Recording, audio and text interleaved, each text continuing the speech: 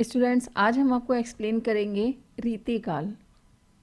Students, रीतिकाल का संक्षिप्त परिचय इस प्रकार से है कि भक्ति काल, जो कि हमने आपको पिछले अपने वीडियो में बताया है, भक्ति काल पद्य साहित्य के शुरुआत में हमने आपको बताया है।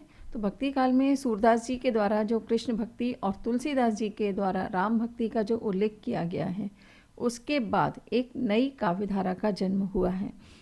नई काव्यधारा जो है उसे रीति काल कहा गया है और इसमें श्रृंगार काल या कला काल के नाम से भी इसको पुकारा गया है।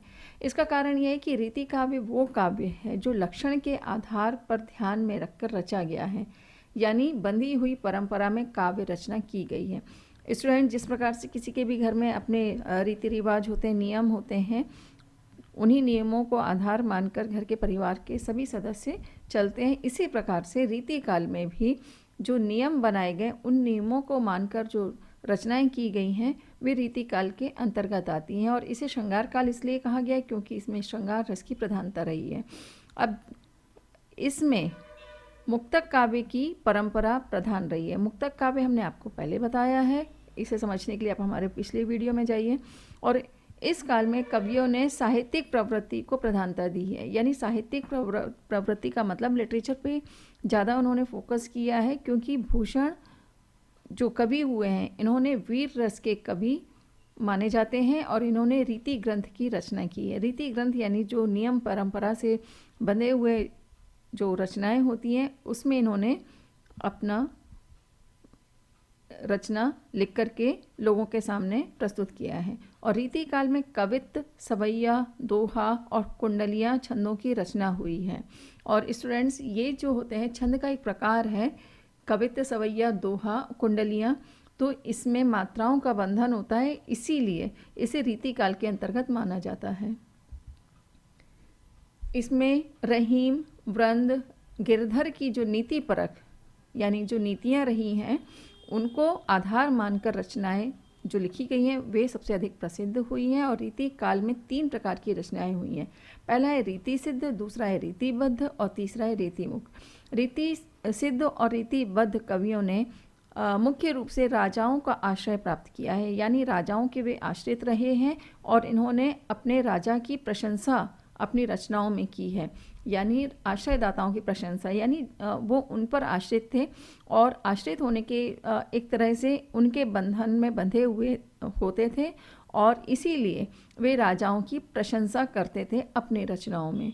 और रीति मुक्त कवियों ने स्वतंत्र भाव से रचना की है, यानी किसी राजा की प्रशंसा करना या ना करना ये उनके ऊपर निर्भर करता था, किसी तरह का उन पर बंधन नहीं था रचनाओं को लिखने का।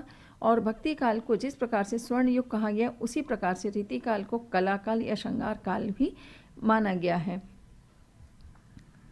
स्टूडेंट्स, आपको एक प्रश्न आ सकता है कि भक्ति काल को स्वर्ण युग क्यों कहा गया है, तो इसे आप भक्ति काल का वीडियो देख करके समझ सकते हैं। और रीति काल को श्रृंगार काल क्यों कहा जाता है, ये हमने आपको अभी बताया, क्योंकि श्रृंगार परक रचनाएं ज़्यादा की गई। श्रृंगार रस की प्रधानता के कारण रीति काल को श्रृंगार काल या श्रृंगार रस कला काल भी कहा गया है। रीति काल के जो प्रमुख कवि और रचनाएं हैं वो इस प्रकार से हैं कि कवि केशवदास इसके सबसे प्रमुख कवि माने जाते हैं।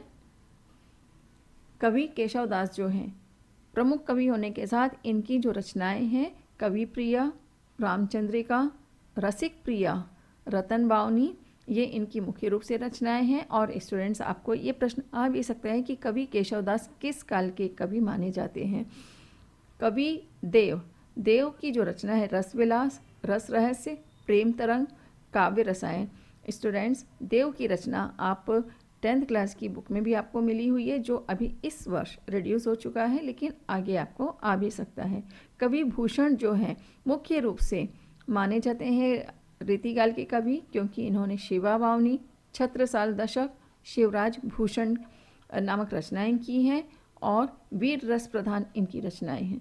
बिहारी ने बिहारी सतसई नाम से अपनी रचना की है, जो बिहारी सतसई दोहे के नाम से अत्यधिक प्रसिद्ध रचना है। घनानंद माधुरी, तो घनानंद की सुजान रसखान, विरह लीला, पद्मावत, आलम की आलम केली और ठाकुर की ठाकुर ठसक, ठाकुर शतक।